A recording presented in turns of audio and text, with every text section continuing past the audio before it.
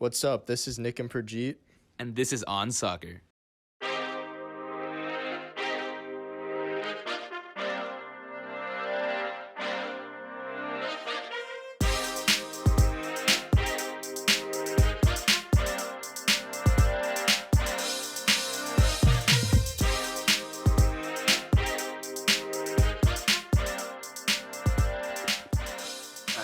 Hello, everybody. Welcome to another episode of On Soccer.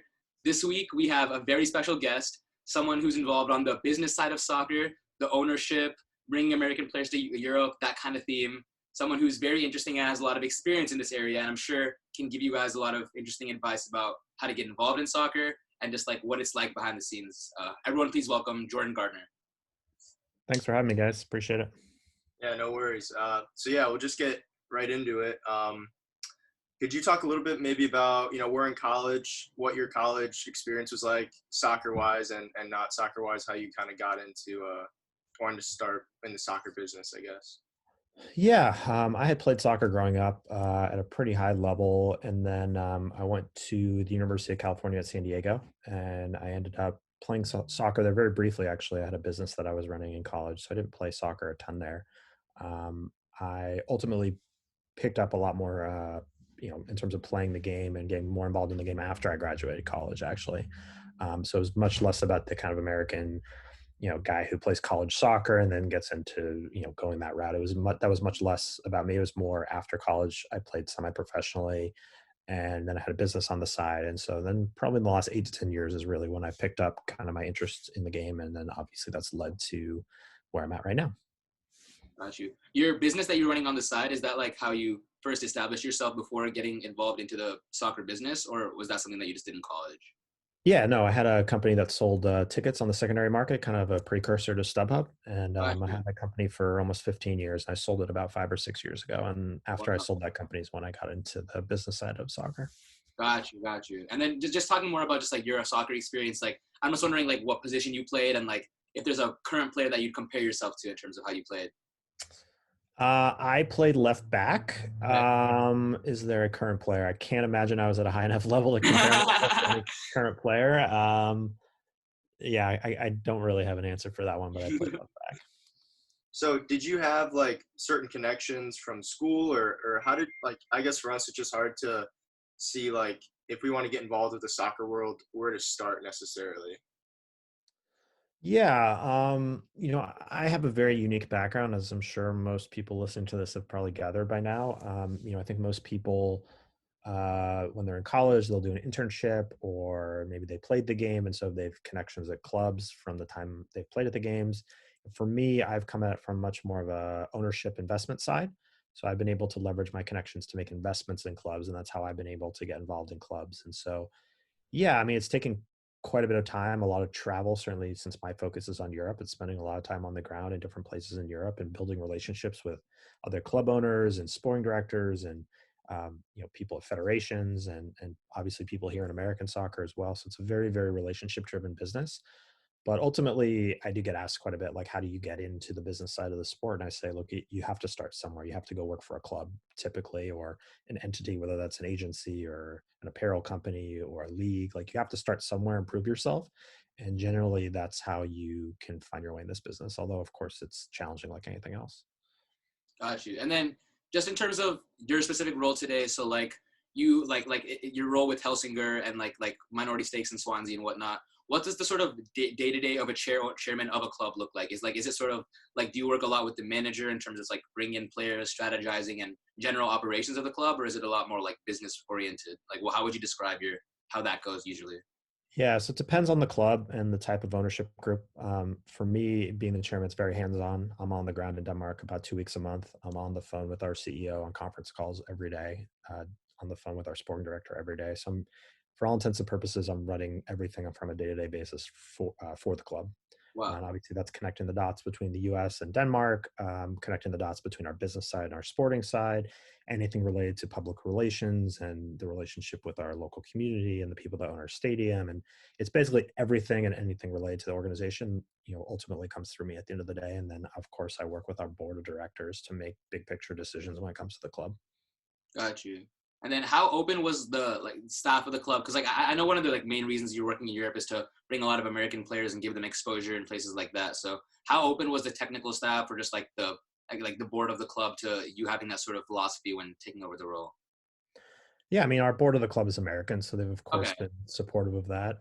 Look, I mean, it's difficult still for Americans to prove themselves in Europe. Of course, we're seeing more and more young Americans have success, but it's still difficult. It's still an uphill battle. And so, we had a couple Americans came over last season, and some of them did well, and some of them struggled a bit. So it's definitely an adjustment period. Now we're dealing with COVID, where there's travel restrictions, so it's challenging to bring over foreign players. So it's less an issue about people over there not being receptive to it because they are. It's more of an issue right now just logistically getting American players to Europe. So we've had to kind of refocus our plans a little bit, focus more on the kind of domestic EU talent for now until kind of COVID passes, which is unfortunate, but that's just the way the world is right now. Mhm. Yeah, and you mentioned the stigma against American players. I guess America started maybe a little bit later than most of the world within the soccer world. Where do you think that stigma originates from? Um, yeah, I mean, I think there's a perception that the quality of play and the quality player in America and MLS is much lower than it is in Europe, which from my experience is true for the most part. Of course, there's individual exceptions and play Americans do have a lot of success in Europe, but I think the game is so culturally ingrained in Europe. And then they look at Americans coming over as saying, well, they're not maybe as ingrained in the sport as we are, or they haven't had the upbringing in an academy like many of the players in Europe have. So I think there's definitely part of it that are preconceived notions, but part of it is there's still a lot of American players that do go to Europe outside of, I would say, maybe the top 15 or 20 that, they struggle in comparison to their European counterparts. And so I think it's still going to take time for Americans to prove that they are as good, if not better than, let's just say, players in Denmark, for instance. I mean, Denmark has 5 million people. The US has 100 million people, yet Denmark in general is producing better players than we are. So it's like, I think we're going to have to overcome that in the long run, obviously. And just going off of that, what maybe technical abilities does an American player lack compared to one in Europe? Yeah, it's all technical abilities. I think the players in Europe, for the most part, from what I've seen, they're ingrained in the sport in a way that players in the US aren't. So they're literally, there's a ball at their foot from the moment they can touch a soccer ball. They're playing and training all day, every day, whether it's before school, after school. They're in a highly, highly professional environments in Europe, in European style academies. And so in many ways, the game is very, very technical in Europe, in a place like Denmark, for instance, in a way that you don't see it necessarily in the US. There's a very distinct, I would say, playing style in Europe in many countries. And the players are kind of very much taught and identified at a young age to fit into that playing style.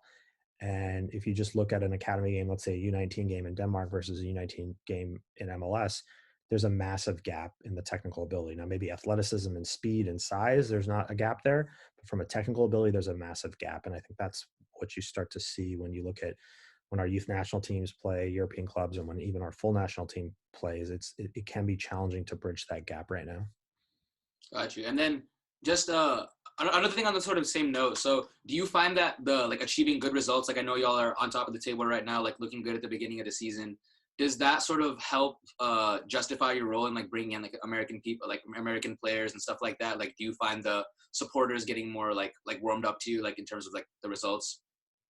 Well, the results help just kind of give a lot of positivity around the organization and give Yeah. us credibility as an ownership group. I mean, right now we don't have any American players who are contributing in any significant way because of COVID. Gotcha. So that's not really a factor. Yeah. But yeah, now that we have built up some success and sustained success over a period of time, I think it makes it much easier for us to bring in another batch of American players and have the credibility to say, look, we believe these players are good enough. We've proven we can bring in players that are good enough from other markets like New Zealand and Sweden and identify domestic talent in Denmark, rather than just, kind of buying a club and bringing in a whole bunch of foreign players. There definitely is a lot of questions right off the bat. So credibility wise, yes. But, of course, it would be amazing if we had a top youth national team player succeeding for us right now, but that's just obviously not realistic.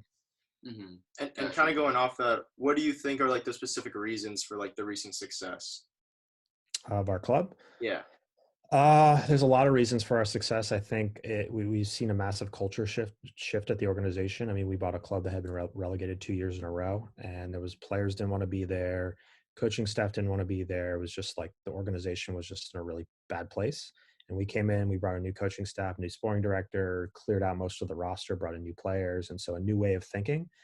And I think that model and that positivity was really beneficial. And I think, beyond just being more sophisticated when it comes to recruitment and using data and all those areas, I think it was really, there's a culture at the organization that's really, really good. And I give a lot of credit to our coach right now, our manager, for instilling a really, really positive locker room. And so I think that, at the end of the day, of course, oftentimes clubs with better players win games, but the off the field and the mental side of the game and the motivation side, motivating men, I find is a huge piece of the success or failure of a lot of clubs.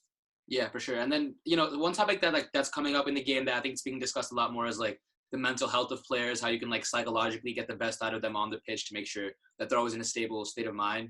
I was wondering what the transition was for foreign players when coming into a country like Denmark, like players from like New Zealand, for example, and how difficult getting over that hurdle of being in a new area is, and how you have or how your club has like implemented psychological and methods or anything like that just to make sure that players have a ease of transition and are like always mentally aware as well as physically.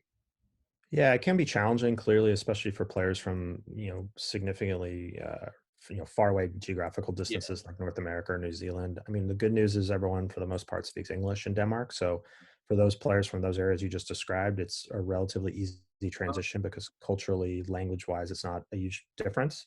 Obviously, if those players are going to Spain or Italy or France, it's a much more significant cultural barrier.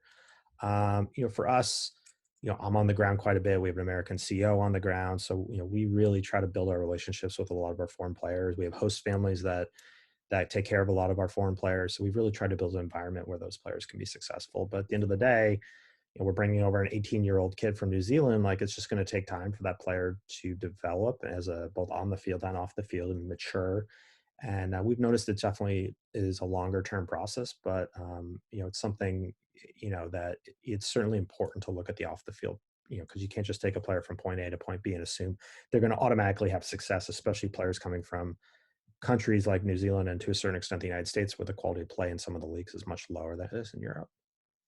Yeah, for sure. And is there do you have to convince players from that far away to come? And if so, what are the factors that you kind of explain to them to convince them to come all the way to Denmark? Or is it more like they are so willing to come to play? I think at first we had to convince people that we were building a new, unique project. But now that we've had a lot of success, now that we've had some Americans and some kids from New Zealand come in, particularly the kids from New Zealand have had a lot of success. It's much easier for us now to go to that next batch of players. They're either, like you said, they're coming to us now saying we want to be a part of what you're doing versus the other way around. So, again, it's something that takes time. You have to build a track record of, having success, taking care of the players, giving them the right environment. And once that happens, word of mouth spreads very quickly. And so we just signed our third player from New Zealand, another national team player. And I would assume within the next year, we'll sign more because of the environment that we've created is really attractive to a lot of these young players.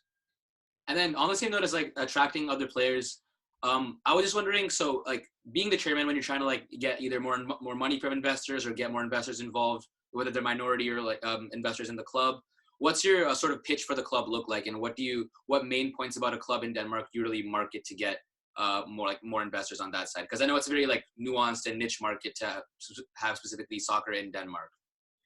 Yeah, I mean, the interesting thing about the club we have in Denmark is it's a relatively small club, and it's an entry point club into Europe. So for a lot of our investors, including myself, they have stakes or want to have stakes in bigger clubs in Europe. And so there's lots of horror stories out there of American groups going in and buying big clubs in Europe and really not understanding the landscape and losing a lot of money, and kind of, after a period of time coming home and being like that wasn't very fun at all.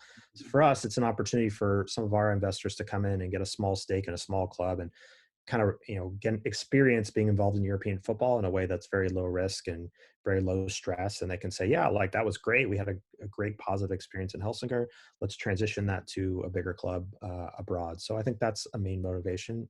Beyond that, it's an attractive country to visit, to be a part of. We're very close to Copenhagen. So there's a lot of attractive things related to the club.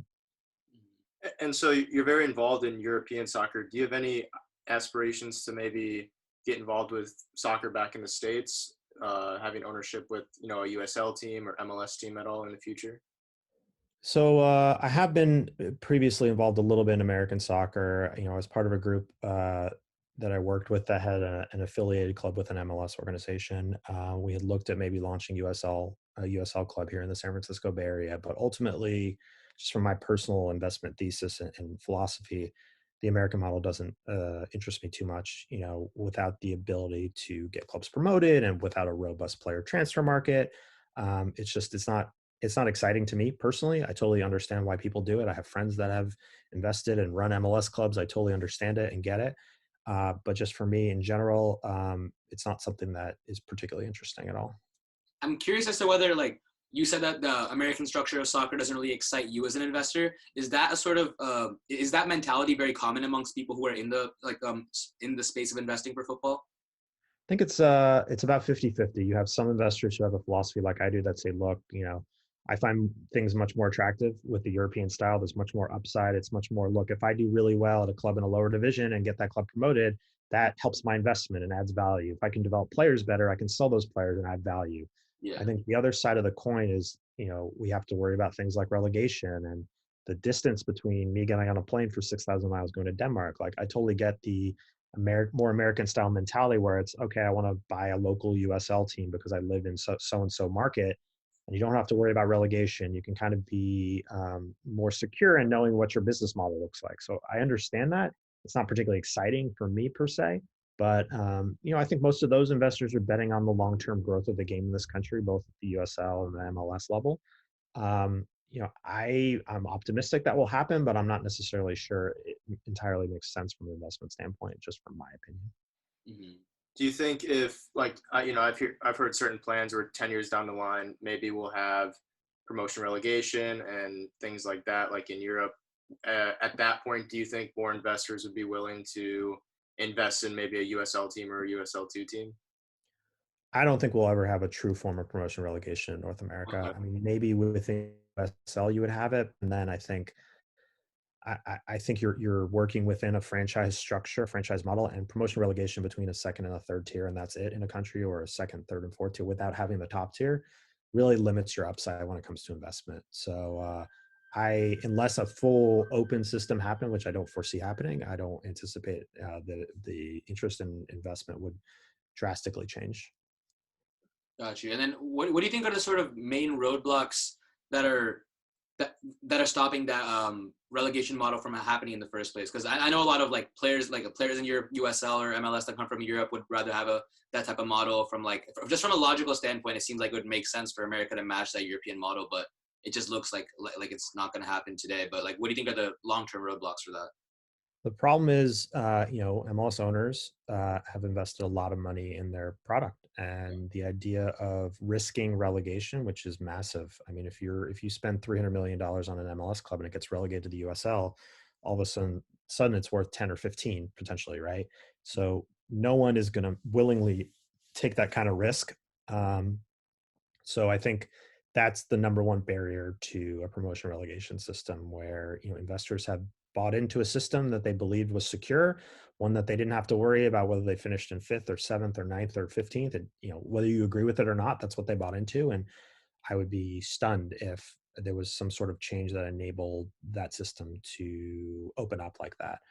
Of course, it would be great for more entrepreneurial people to come in and buy a lower division club and add value. But if you paid the full ticket price, you're really only dealing with downside potential. And I also think most American investors are more familiar with the more franchise model. They're not familiar with the European style model. So I think it's difficult for them to wrap their heads around what that would look like logistically.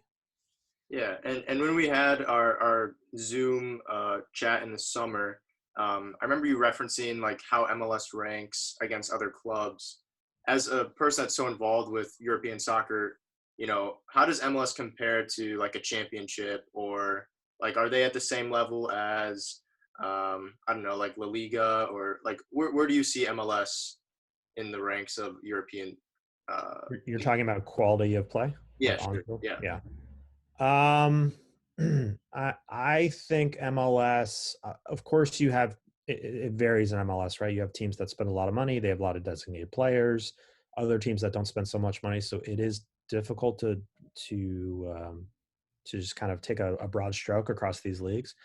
In general, I would say MLS is fairly comparable to the championship, depending on the club. I think there's some MLS clubs that would really struggle in the championship. Maybe some of the ones towards the top would do okay. I think MLS is pretty comparable to some second tier leagues like the Danish Superliga, like the Belgian league. Um, Again, I think if you take out designated players from MLS, the quality drops massively. So I think that's the main area you see. I think that's something that MLS has done a good job investing in. But in terms of the speed of the play and the quality of the play and the technical ability, it's still quite a ways from Europe, to be completely honest, again, just from my perspective. And then talking about the like technical abilities of players, I'm curious as to whether when you're like scouting out new talent from other countries or whether it be like Denmark internally, what are some specific characteristics or traits that you look for within players that really make them pop out to you and make them appealing to you as like a transfer or for the team? So I think it's important to know like who you are as a club and what your playing style is and what your philosophy is, right? So Yeah. if we're like we are a counter-attacking team, we play our home games on artificial turf. We have a lot of good young, you know, high quality players with a lot of speed and athleticism, right? So for us, if we were going to bring in a big, tall, slow striker, that player might be great and he might have scored a ton of goals in another league, but that player doesn't fit our system and our style of play. So it's much more about who we are and what we are. So for us, that's why bringing in some of these American players and some of these players from New Zealand, because they have the athleticism and the speed, they fit our system better. We're a counter-attacking team, so we're identifying like very good, high-quality individual goal scorers. So much less for us, it's about any specific characteristics beyond ones that just fit into our profile for the type of players we're looking for. Got you. And then sort of in terms of that club philosophy and like how you develop that counterattacking play, like do you think like you and the manager just sort of like clicked in certain terms of like both having the same type of idea or vision for the club? Or was it more like you saw the team play and like that's how they ended up playing and you just like focus on that type of identity and maintaining that? Yeah, I think it was a little bit of both. I think a lot of it happened organically. I mean, the coach had a playing style that he wanted to implement, and we had a roster of course that was already existing, and we started adding players, and we quickly, realized based on the players we were adding and the markets of players we were looking at that this kind of style made the most sense. So I honestly, I think a lot of it happened, organically over a period of time last season, and we've really solidified it this season. Yeah, and me and Prajit watched that Tottenham documentary, and you kind of get an insight into how transfers occur in Europe. Once you guys scout a player that you maybe want to go ahead and have on loan or buy, what's like the next step? In if you could explain a little bit about that, I think like that's really interesting. Yeah, it's all relationship driven. So our sporting director would call their sporting director and express interest, and they would start that conversation. Of course, a lot happens towards the end of the transfer window, which is today. Um, so it's a long process. It's a relationship driven process. We don't typically buy a whole lot of players because we're a small club, but we do. Uh, we'll get players who are out of contract. We'll get players on loan. So a lot of it is, we're already thinking about the window in the winter and the window for next year. We're already thinking about re-signing our own players or what players we've seen that are players we're looking at for the next window. So a lot of it is just identification and then starting the conversations and then extending those conversations over a long period of time. And then of course, there has to be mutual interest. And once there is, it's a pretty quick process. Got you. And then sort of just on a more broad note in terms of your career in general and where you are right now, did you come into the soccer business with a sort of like with sort of an end goal or a specific dream, which is like what you're like really trying to get to, or do you see yourself sort of playing like a long-term role in Denmark and really building this club up? Like, do you have a sort of outline for what's to come, or like what do you have planned next? Yeah, I mean, when I got into this, I wasn't really sure what the end game was going to be. I knew I wanted to do something that was interesting and entrepreneurial and be involved with hopefully some of the biggest clubs in Europe. I think what we're doing in Denmark is super interesting, and it's something that will over a longer period of time be really interesting to see, and will always be a part of what I'm doing. Of course, I'm ambitious, and being a part of bigger clubs in Europe is something I'm sure at some point I will be on my radar in the near future. But yeah, I mean, being a part of a small club and being able to implement so much on a daily basis is still really interesting to me. So that's something that I'm still quite satisfied with. Yeah, and you guys, we talked about how you look for young Americans. Are there any like young American players that most audiences wouldn't know about that you could talk a little bit about? I mean, for us, we have to look in places where other people aren't looking, right? I mean, of course, we have to compete with top MLS academies, right? Of course, they want to keep their own players, and even if those players want to go to Europe, we're competing against big clubs in Germany and the UK and Holland, right?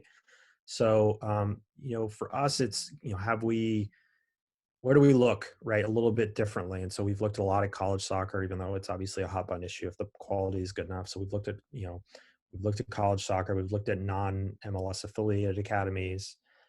We've looked at some players who are maybe a slightly older age profile, 21, 22, 23 instead of 17, 18. Um, there's not necessarily one player off the top of my head, again, with COVID right now, but that we're identifying. But I would say it's much more about like, what is the profile of a player? Is it a leading scorer in the NCAA who was drafted into MLS but either didn't sign or didn't want to sign because they knew they weren't going to play? Is that the player?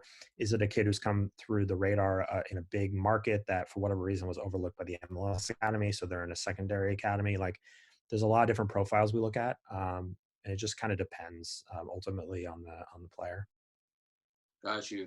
And then, just again, on a more broad note, just in terms of like your experience within soccer or investor relations and ownership.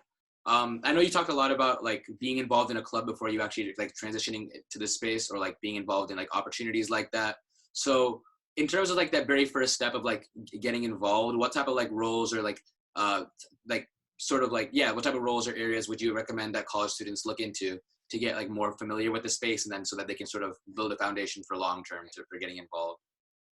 I think doing an internship at a club is a really good way to kind of, especially a smaller club, whether that's Yeah. in MLS or Europe, like it's a good way to see a lot of different aspects of the organization. Mhm. Ultimately, it's important to figure out like what part of the club or the business, and remember at the end of the day, this is a business, you're passionate about. So is it marketing? Is it social media? Is it player recruitment? Is it data analytics, right? And making sure that, once you identify that area, you are building your experience. Because guess what? Like there's a lot of kids who want to go into Yeah. sports, soccer in particular. And so, how are you any different than any of them, right?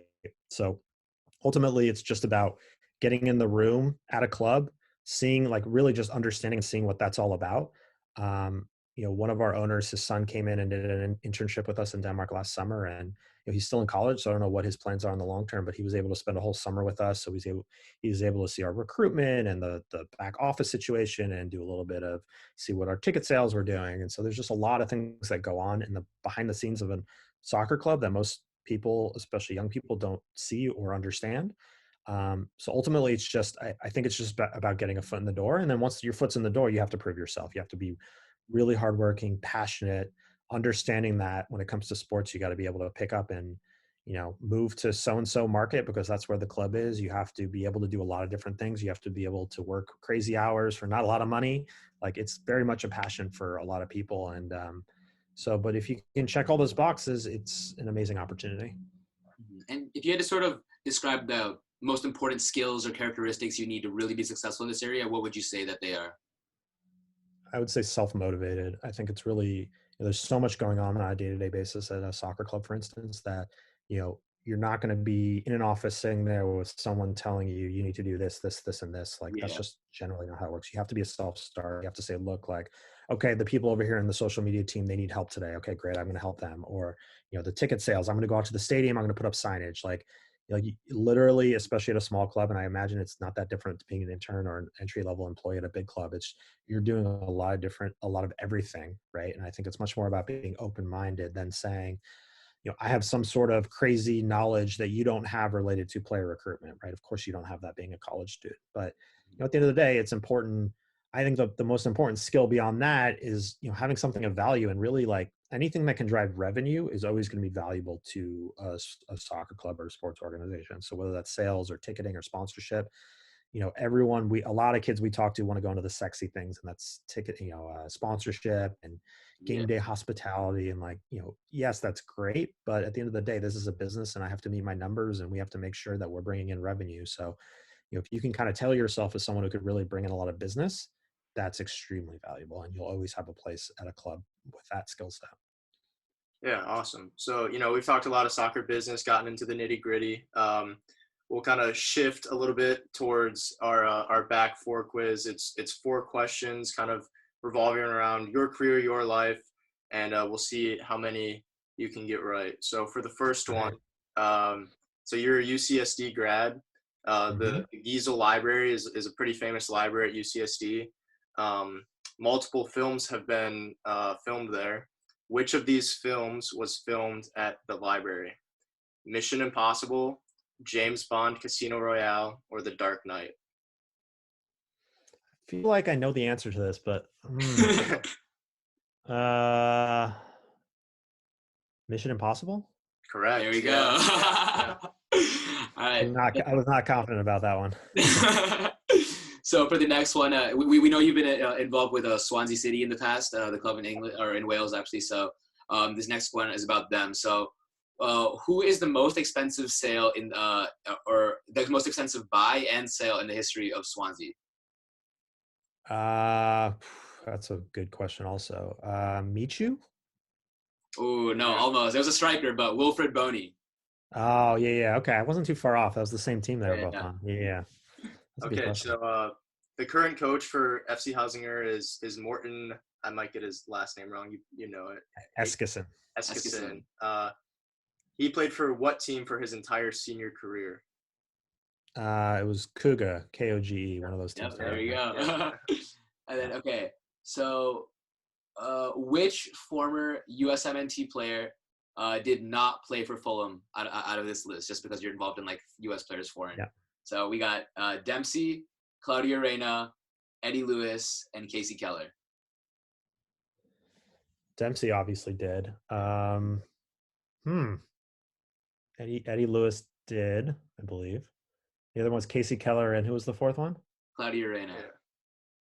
God, did Claudio Reyna? I thought he just played in Germany. Claudio Reyna. Correct. Yep, Yeah, there we go. that's Good correct. job. That was actually not an easy question. Yeah, right. Yeah, That's actually, we're having a trivia night for the club on Saturday, and that's one of the trivia questions. I took it. Nice. All right. Well, I feel like I did respectable there. Yeah, no, for you did sure. very Very well. good. No, definitely. Very We good. got to start keeping track. I'm pretty sure. So we had Neil Beathy on, who's the CCO of US Soccer. I think he got either 3 out of 4 or 4 out of 4. So Yeah, it was pretty impressive. Yeah, People did pretty very well. impressive, Okay, cool. But yeah, so, sort of just to like close out our time here. I was wondering, so like at the end of every interview, we try to just do like one segment of just like either like something like inspirational you want to like tell us, or just like some general career advice for college students, or just like, you know, like what you would recommend in order to really find your passion and like to make it work in life. Because like, you know, we know that you obviously love soccer and we love soccer, so we love seeing people who are genuinely passionate about the sport being involved. So just like a quick piece of advice about how you like found your passion and how you really made that step to make it your life.